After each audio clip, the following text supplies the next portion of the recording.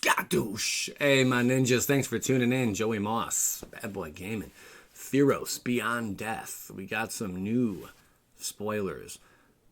But not just that. We got a new god. This thing is very, very powerful. Almost teetering on broken. We're going to get into that in just 1 second. But I couldn't be more excited for this. Theros Beyond Death is going to be coming out next month. I'd say near the end of the month. So, yeah, let's stay tuned. But let's get into what's good here. First up, we got Ashiok, Nightmare Muse. Now, I started with this one. This is the alternate art version. You know, those special kind of prints out there. So for $5, the full art, it's complete, well, extended art, I guess you could call it. But it's for $5 in Dimir colors, Legendary Planeswalker, Ashiok. Man, this thing's been a nightmare already in the current standard and all over the place, really. Not this exact card, but the other one they just printed. So here it is, +1. Create a 2/3 blue and black nightmare creature token with whenever this creature attacks or blocks, each opponent exiles the top 2 cards of their library. It looks like exile is going to be a pretty big thing in this upcoming standard with this new set dropping. Very interesting. -3, return target non-land permanent to its owner's hand.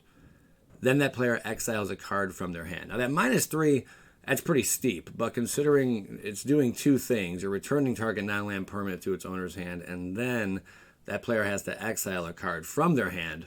That's pretty big. Exiling a card, I know there's a creature out there right now, was it Yorick or something like that? It's a 2-drop, and it's both black, and when it enters the battlefield, target player exiles a card from their hand. So this on a Planeswalker, just as -3, plus it's returning non-land permanent to its owner's hand. That's pretty big, That's not too bad. And remember, if you return like a token or something, it just goes bye-bye, It's permanently gone. But really, really neat. Again, exile is going to be huge focus. It's -7. It's ultimate. You may cast up to 3 face-up cards your opponents own from exile without paying their mana costs. You may cast up to 3 face-up cards. Face-up cards. Your opponents own from exile without paying their mana costs. That can be really ridiculous. So, I mean, I guess whatever you exile, wouldn't that be considered face-up? I might be a little confused on that. What would be considered face-down if it's face-up?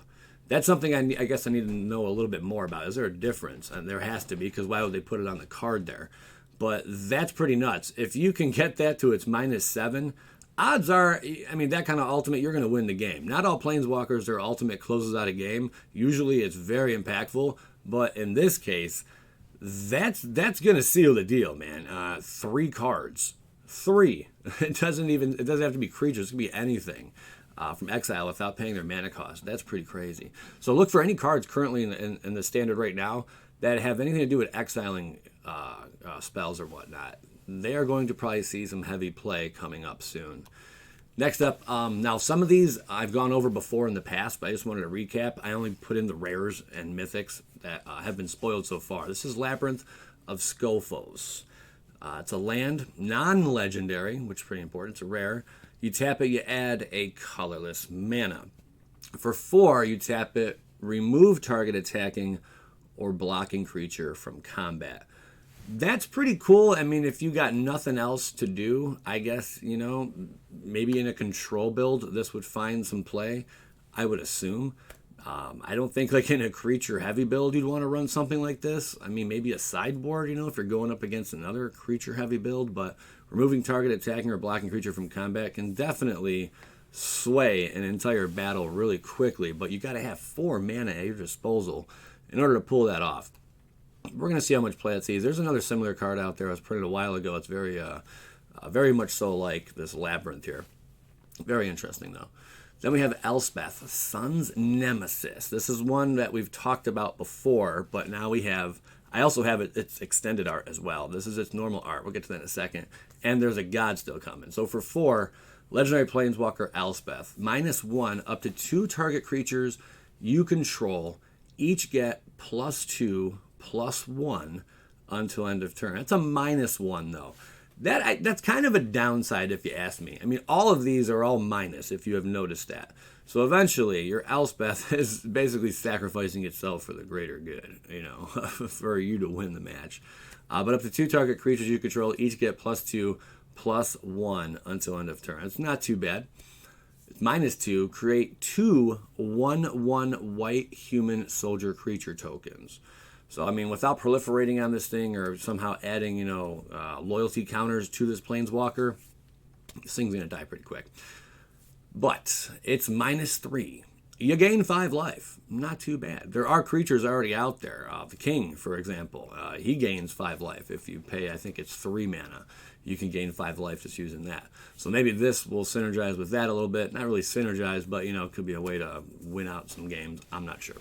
But then Escape for 6. What is this? Exile 4 other cards from your graveyard. You may cast this card from your graveyard for its escape cost.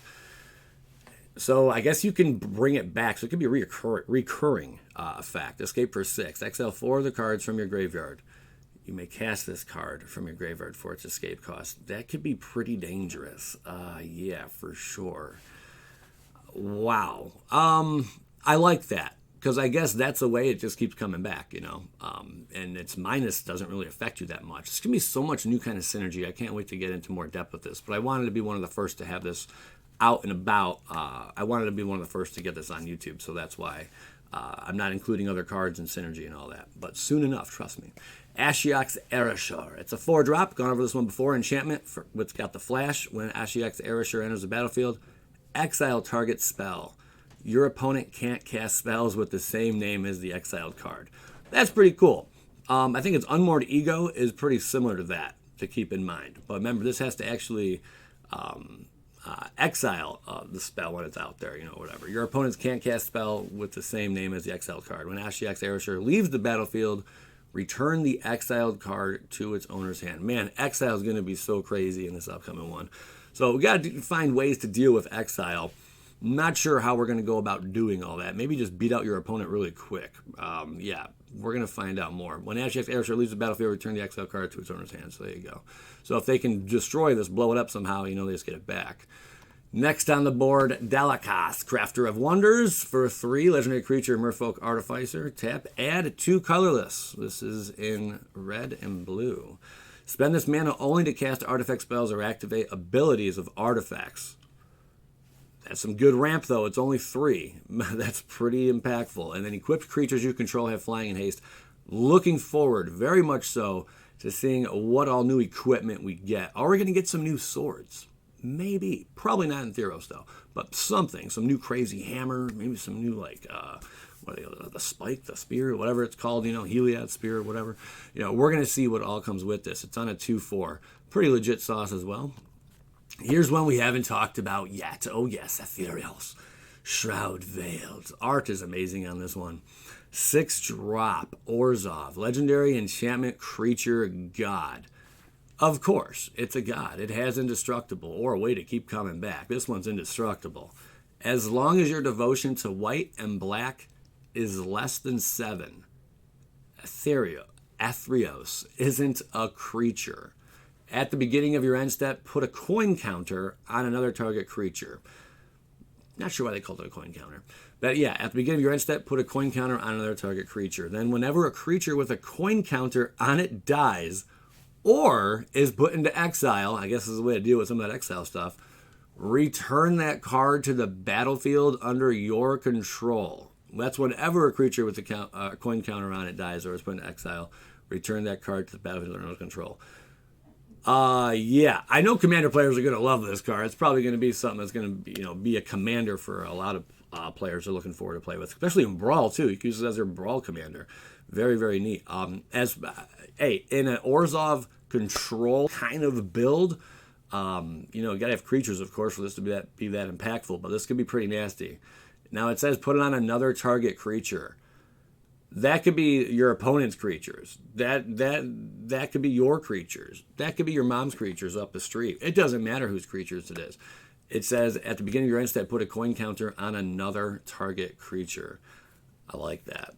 That's pretty cool. So this card's going to definitely see a heck ton of play. Probably going to be kind of pricey too, I would imagine, coming out the gate. Probably looking at least $10. But 6 to cast is kind of steep. So yeah, you're going to have probably a lot of exile stuff around it. And we'll see how it pans out. This looks very, very cool though. Very interesting. Then we have the Acryl War. That's right, sagas are back. It's a 4-drop.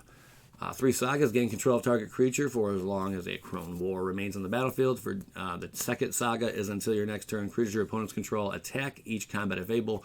And 3, each tapped creature deals damage to itself equal to its power.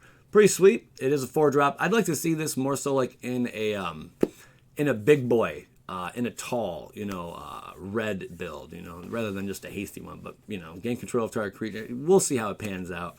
Creatures your opponents control attack each combat if able. You're forcing that move on your opponents, And then each tapped creature deals damage to itself equal to its power.